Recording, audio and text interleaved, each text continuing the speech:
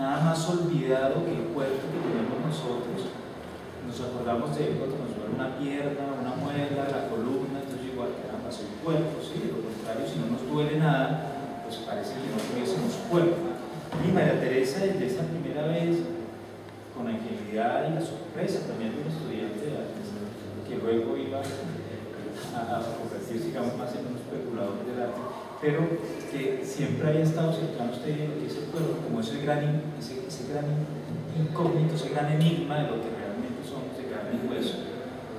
Otro segundo encuentro ya estirado en el tiempo es en París, cuando ella es invitada a una exposición interesante en el Museo de Arte Moderno de París, y está con Wilson Díaz, y nos encontramos donde precisamente hablando ella de esa necesidad de hacer una crítica de orden filosófico, ahora tú recalcabas esa necesidad que ella misma reclamaba, me veía yo como con ese reto, porque en el preguntarme me decía, ¿y usted ahora qué hace? Yo decía, no, estoy tratando de hacer eso, y casi que me ponía la tarea de decir, oiga, hace falta tenemos que hablar, y ese tenemos que hablar se dilató mucho tiempo después de nuestro regreso esporádico de París a Bogotá, donde la encontraba en la Candelaria, entrando al Banco de la República, enfurecida, pidiendo realmente que le den un dinero que ya había prometido.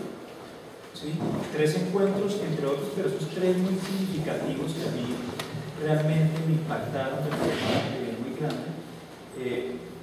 La deuda que quedamos, digamos, con ella, realmente escribir sobre su obra, se concreta, digamos, al final de este año con un capítulo de un texto que ya se cierra, que ocupa la obra de María Teresa Hincapié, y que en parte recoge esa historia del performance en Colombia. Entonces, este doble homenaje por eso es también muy importante, porque es como cerrar esa parte de ese capítulo.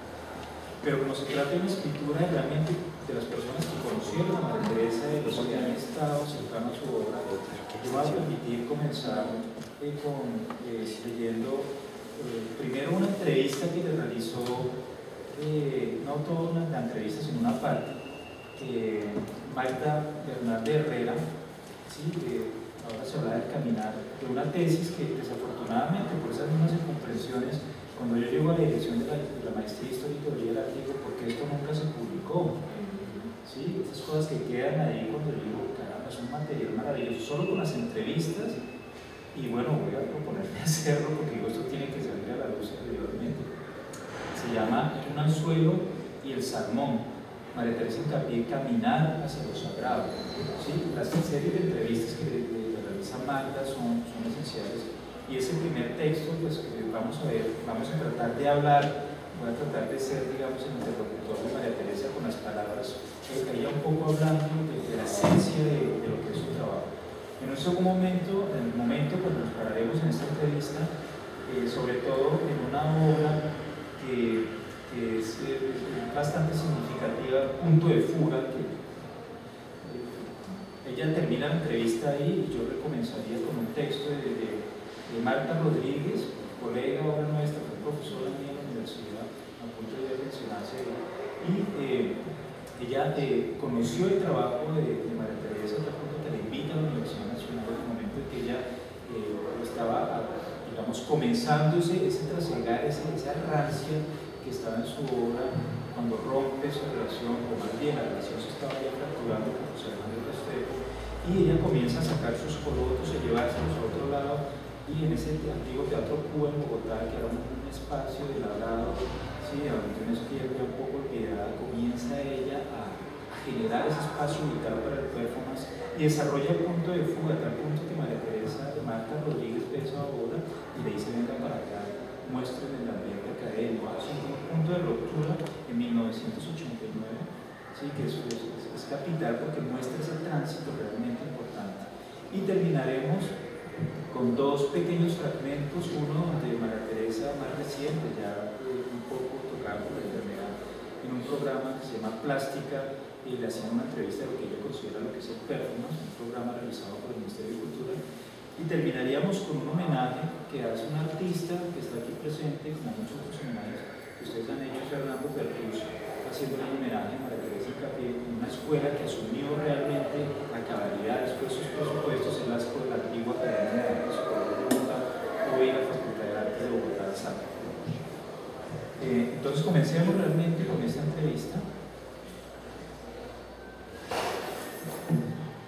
Magda dice, una tarde, hablando con Magda, ella comentaba cómo ese encuentro también la hacía entrar hasta cierto punto en una especie de resonancia con ella. No podía ir a entrevistar, digamos, si no entraba en esa cierta dimensión y intensidad con que ella vivía.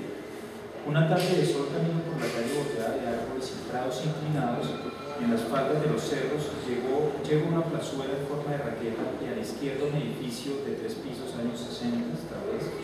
Parece que no sirve el timbre, pero unos minutos más tarde María Teresa me recibe arriba desde la escalera de piedra. Su pelo ondulado y sus pisos rojos, el rostro sin maquillaje, los rasgos definidos y la sonrisa franca. Entramos a su apartamento dispuesto con gusto austero. Materiales naturales dominan la madera y el textil en una lana cruda. Desde la mesa a la que me invita a sentarnos, veo por la amplia ventana a la izquierda cómo se cuelan entre las ramas que son el sol de la cabeza. María Teresa en capítulo. Yo nací en Armenia en un ambiente sencillo, de provincia. No sé por qué me interesó lo artístico, porque en la familia no había esa preocupación. Bueno, algunos tíos tocaban instrumentos, cantaban, hacían grupos, se reunían para serenatas.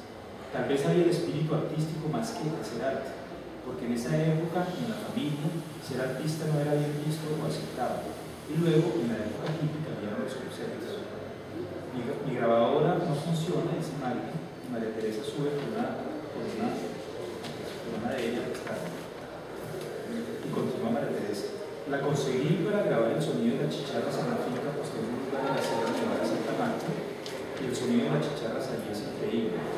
Duran como 2 horas, desde las 8 de la mañana sin callarse, y yo quería grabarlas. Su sonido invade el ambiente, los pensamientos, todo. La angustia que eso produce después de que uno la trabaja se convierte como en una especie de plaza. En lugar de luchar contra ese sonido, se trata de no oponerse, es escuchar y más bien dejar que entre y que fluya. Entonces, con el sonido de las chicharras, las cosas se van serenando. Es interesante cómo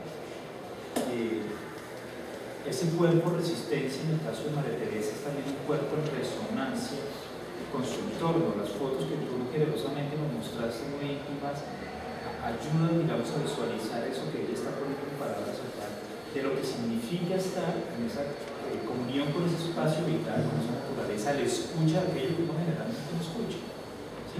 Y no se contenta con escucharla, ella desearía grabarlas, el sonido de las chicharras, como para evitar quizás que aquello se pierda en esa memoria tan frágil que es la memoria humana.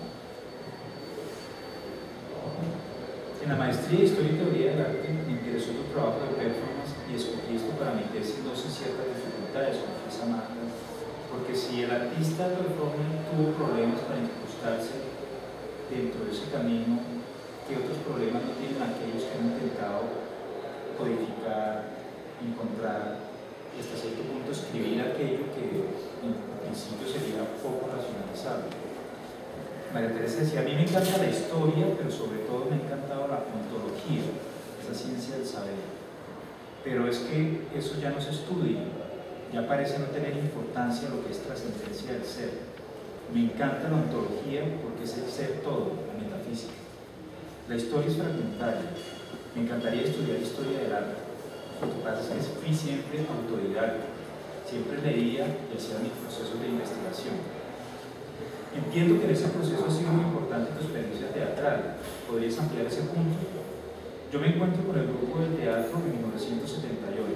Después de haberme casado, de haber probado muchas cosas y como nada me gustaba, ese encuentro con el teatro para mí fue muy bello. Fue algo definitivo en mi vida.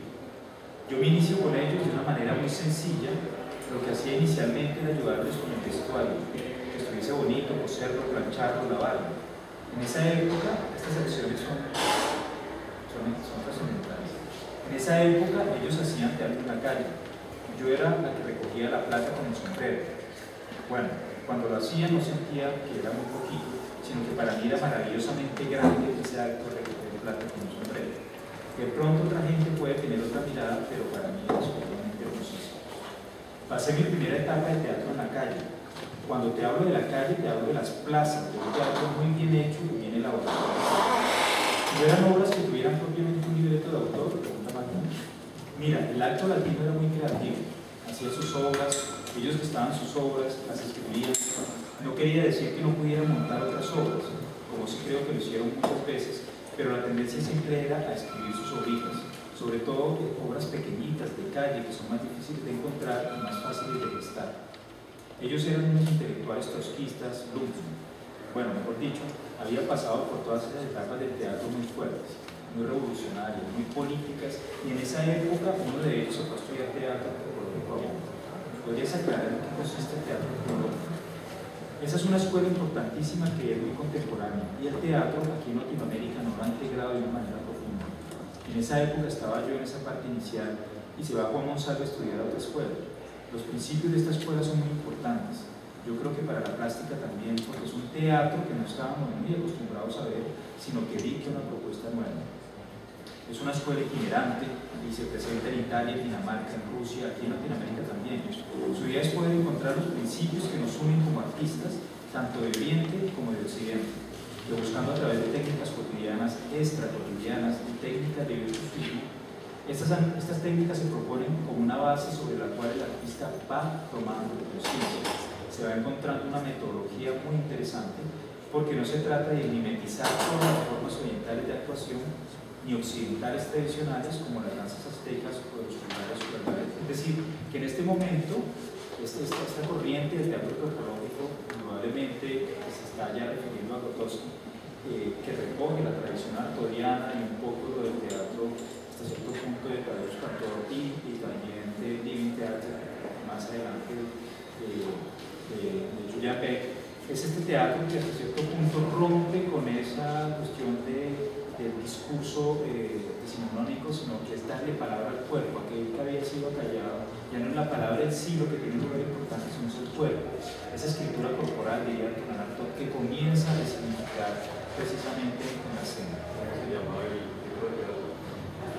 Ya pues para allá, antropológico, que Grotowski lo llama como teatro pobre también, ¿no? Que va a configurar esta idea de la actuación.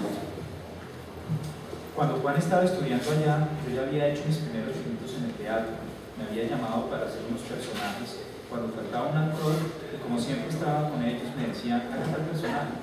Yo casi siempre sufría, me moría, me parecía lo más horrible, pero en realidad me fascinaba. Esa fascinación fue así, una belleza, y yo lo hacía muy bien. Esa especie de temor que hablábamos anoche frente a las secciones del performance, que todavía se sigue sintiendo, hacía que ellos, yo le decía, insistía en eso, Fernando los creyaba, tú también, como así yo siga confrontando con el público, siempre una especie como de temor, pero fascinación al mismo tiempo. Fue de ese contacto donde salió un sistema y unos métodos, me pregunta Mario. Ella dice, sí, claro, empezamos a desarrollar las técnicas orientales de actuación, con maestros orientales y occidentales.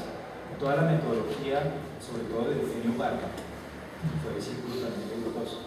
Y yo me formé precisamente en la escuela de la antropología teatral, que acude a esa técnica de la alteración del equilibrio. En las técnicas extracotidianas, por ejemplo, el cuerpo, la cadera hacia abajo, están los pies bien aferrados a la tierra, al piso. De la cadera hacia arriba está el cielo, entonces estaba el cielo, la tierra, el adelante y el atrás. Iniciamos con calentamiento que podía empezar en la piscina, con el trote, con la acrobacia o con salto, una verdadera gimnasia.